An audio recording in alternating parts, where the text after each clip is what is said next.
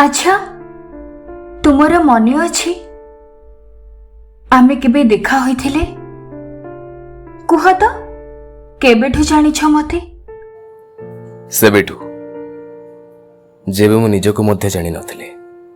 उफ केबे तो सीधा कथा कह, केमिति अछ तुमे?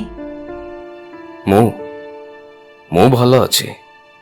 सकाळ हुए सूर्य आसे, दिन सारा रुहे, फेरी गले राति ही जाए। से तो जीवा आसीबा करे, किंतु तुमे किंतु मु भल अछि।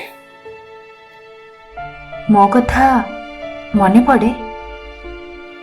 ना, प्रत्येक दिन तुमको भूलिबा को पड़े। तमे बिल्कुल भी बदली न।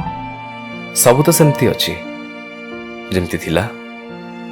सकाळ संज राति सब सेमिति ही अछि। केवल सेते बेले ही से भल लागंतिनी जेबे सकाळ को संध्या भल लागे और संध्या को राति। मते जीवा को हेबो। केबे मना करछि कोनोसी कथारे? काहेकि? केउ कथा? एते भल पाइबार किछि विशेष कारण? के कहला मु तुमको भल पाए? देख सबु किछि मो हाथ रे नथिला। मु निरुपाय थिली, असहाय थिली। असहाय? जीवा बेले मो मुह को थरुटिए चाहिथिलो? देखिथिले जानि थांतो असहाय कोन। गोटे पटे तुमे थिलो आउ गोटे पटे तुमको देइथिया प्रतिश्रुति। तुमे जीवार निष्पत्ति नि निजको मो ठारु पर करि ही देइथिलो। कि तुमको देइथिबा कथा तो केवल मोर ही थिला ना। तेणु मु ताकू ही निजर करी तुमको जीवा को देली। देख निजको दूरी दे मते तो मारी सारछ। एबे लुह झरे ये सबर शांति भंग तो करनी। देख मते एमिति द्वंद्वरे पकाओनी। एथरे द्वंद्व कौन?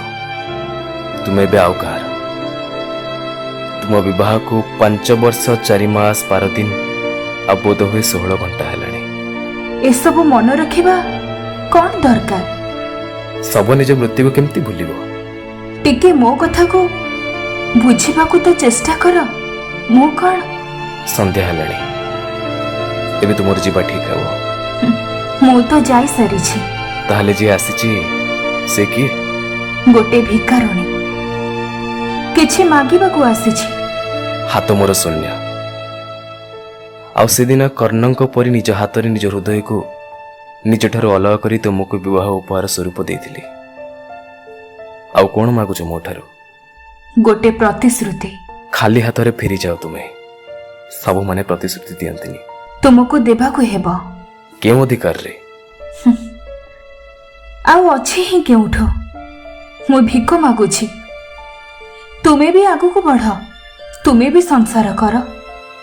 कहली ना फेरी जाओ। किंतु काहेकि? उत्तर सुनी परिबो तुमे? ठीक अछि, नहीं एस से झियो को जहा को दिने मु भल पाइथिली। एते जीत कोन पाई? संध्या हेलाणी, एबे तुमर जीवा दरकार। जन्न आउ तुमको मु एका सह देखिबा को चाहिनी। से आसीबा आगरु तुमे चली जाओ। से तळको मुह पोती चली गला जेंती से दिन जाइथिला।